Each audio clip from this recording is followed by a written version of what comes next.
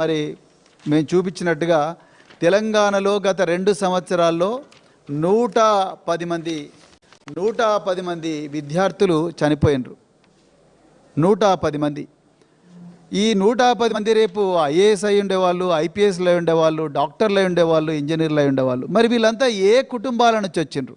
ఇలా నేను ఎందుకు ఈ మాట చెప్తున్నా అంటే, ఈరోజు జూబ్లీ హిల్స్ బై ఎలక్షన్ సందర్భంగా పాలనను గాలికి వదిలేసి తెలంగాణ రాష్ట్రంలో ఉండే కాంగ్రెస్ మంత్రులందరూ కూడా యూసుఫ్గూడ, సోమాజిగూడ, రహమత్ నగరు, బోరబండ, ఎర్రగడ్డ, షేక్పేట డివిజన్లలో కందిరీగల్లాగా తేనెటీగల్లాగా తిరుగుతూ ఉన్నారు. మరి మీరు చేయాల్సిన పని ఏంది? మీరు ఎలక్షన్ల ప్రచారానికి రావద్దని ఎవరు అంటలేరు, కానీ మీరు చేయాల్సిన పని ఏంది? ఇవి కూడా చూడాలి కదా. పొన్నం ప్రభాకర్ గారు, మీరు బీసీ సంక్షేమ శాఖ మంత్రి. మరి బీసీ సంక్షేమ శాఖలో గురుకుల పాఠశాలల్లో పిల్లలు చనిపోతూ ఉంటే కనీసం అధికారులను ఏమైందని కనుక్కోవాలి కదా. మీ నియోజకవర్గంలో జరిగితే మీరు పోవాలి కదా.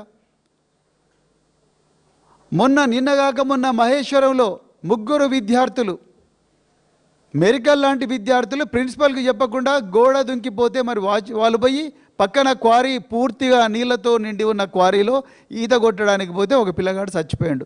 10వ తరగతి మెరికల్ లాంటి క్రీడాకారుడు. అయిపోయింది.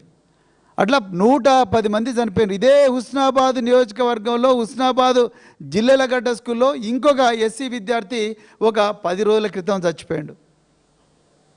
అట్లా 110 మంది చనిపోయింది. ఎక్కడి నుంచి వస్తున్నారు ఈ కుటుంబాలంతా కూడా? పారిశుద్ధ్య కార్మికులు, ఊర్లలో రోడ్ల మీద పళ్ళమ్ముకునే వాళ్ళు, వలస కూలీలు, హౌస్ కీపింగ్ కార్మికులు, అదేవిధంగా సెక్యూరిటీ గార్డులు, చిన్న చిన్న షాపులు నడుపుకునే వాళ్ళు, వీళ్ళ కుటుంబాల నుంచి మా జీవితాలు ఎట్లయినా తెల్లారినాయి, కనీసం మా పిల్లల జీవితాలన్నా బాగుండాలని ఆనాడు కేసీఆర్ గారు పెట్టిన ఈ 1000 రెసిడెన్షియల్ కళాశాలలు, పాఠశాలలు అందులో చదివించడానికి పంపించారు.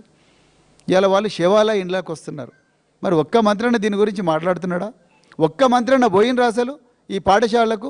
నేను మళ్ళీ అడుగుతున్నాను. ఈరోజు విద్యాశాఖ కావాలనే నా దగ్గర పెట్టుకున్నానని రేవంత్ రెడ్డి గారు పదే మాట్లాడుతూ ఉన్నారు. అయ్యా రేవంత్ రెడ్డి గారు, నేను ఒక్కటే ప్రశ్న మిమ్మల్ని స్ట్రైట్గా అడుగుతున్నా.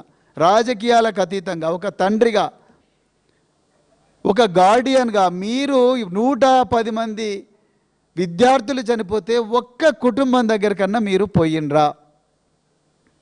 వాళ్ళను పరామర్శించినరా? ఒక్కసారైనా ఈ 110 కుటుంబాలను మీ దగ్గరికి పిలిపించుకున్నారా? లేకపోతే వాళ్ళ దగ్గరికి మీరు పోయినరా? ఎందుకైతున్నాయి ఈ విధమైన మరణాలు అని ఆలోచించినరా? లేదు. ఇలా నేను జూబ్లీ హిల్స్ ప్రజలకు ప్రత్యేకించి చేతులు జోడించి కోరుతున్నా. ఈ మినిస్టర్లందరూ కూడా తెలంగాణలో పాలన గాలికి వదిలేసి మీ దగ్గరికి రక్తంతో తడిసిన చేతులతోని ఓట్ల కోసం వస్తున్నారు. ఈ 110 మంది బిడ్డల రక్తంతో తడిసిన చేతులతోని వచ్చి ఆ హస్తానికి ఓటేయమని అంటున్నారు. ఆ రక్తం తడిసిన హస్తానికి ఓటేయమని అడగడానికి వస్తున్నారు. మీరందరూ వీళ్ళందరిని అడగాల్సింది ఇదే. మేము పారిశుద్ధ్య కార్మికులం, మేము రోడ్ల మీద పళ్ళమ్ముకునేటోళ్ళం, మేము చిన్న చిన్న షాపులో పనిచేసేటోళ్ళం, మేము మేము ఈ మేస్త్రీలం, మేము భవన నిర్మాణ కార్మికులం. మా పిల్లలన్నా బాగుంటారంటే మీరు మా పిల్లలను చంపి ఆ రక్తం తడిసిన చేతులతో ఇవాళ జూబ్లీ హిల్స్ ఎలక్షన్లలో ఓట్లు అడగడానికి వచ్చిండ్రా అన్న విషయాన్ని ఈరోజు జూబ్లీ హిల్స్ నియోజకవర్గ ప్రజలు, తెలంగాణ ప్రజలందరూ ప్రత్యేకించి జూబ్లీ హిల్స్ నియోజకవర్గ ప్రజలు ఇవాళ అడగాల్సిన అవసరం ఉన్నది. మంత్రి సీతక్క గారు రహమత్ నగరు, బోరబండ ఇవన్నీ తిరుగుతూ ఉన్నారు. నేను సీతక్క గారిని ఒక్కటే ప్రశ్న ఇస్తున్నా.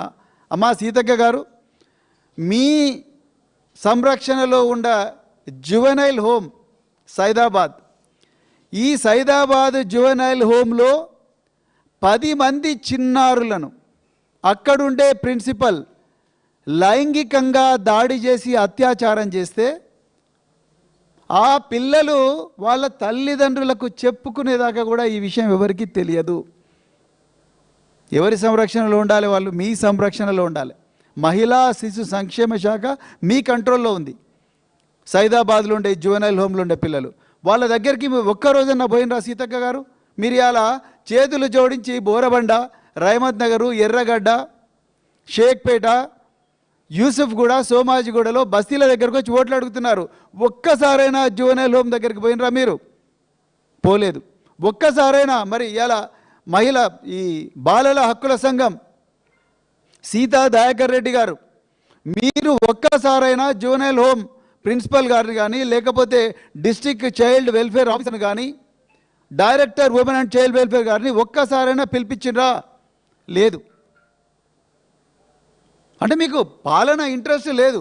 పిల్లలు ఏమైనా అత్యాచారాలకు గురి కానీ, పిల్లలు 110 మంది చావని, వాళ్ళు బాయిలవాడి చచ్చినా పర్వాలేదు, వాళ్ళు ఆత్మహత్య చేసుకొని చచ్చిపోయినా పర్లేదు, మీకు మాత్రం ఓట్లు కావాలి జూబ్లీ హిల్స్లో.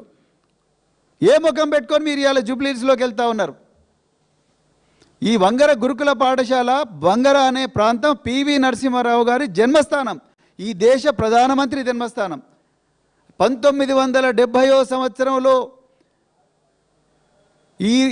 ఈరోజు కేసీఆర్ గారు తెలంగాణలో ఏ విధంగా అయితే గురుకుల విప్లవానికి మరో లెవెల్కు తీసుకుపోయినరో, ఆనాడు ఉమ్మడి ఆంధ్రప్రదేశ్లో గురుకుల పాఠశాలను మొట్టమొదటిసారి తీసుకొచ్చిన ఒక మహానాయకుడు పివి నరసింహారావు గారు.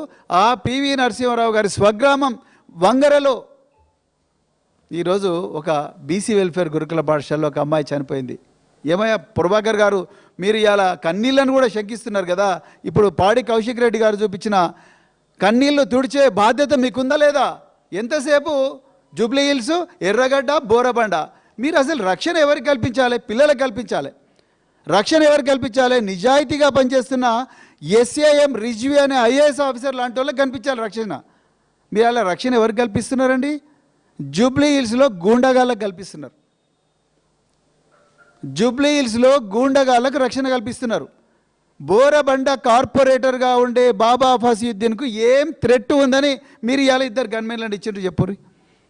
సర్దార్ అనే ఒక వ్యక్తి చనిపోవడానికి కారణం ఈ బాబా ఫసీయుద్దీన్ మాజీ డిప్యూటీ మేయర్ అని ఆమె భార్య, తల్లి కోడై కూస్తున్న, ఆ ప్రాంత ప్రజలన్నీ కోడై కూస్తున్నా అతన్ని నిందితుగా అరెస్ట్ చేయాల్సింది పోయి ఇవాళ రేవంత్ రెడ్డి హోంమంత్రి గారు మీరు ఏం చేస్తున్నారండి?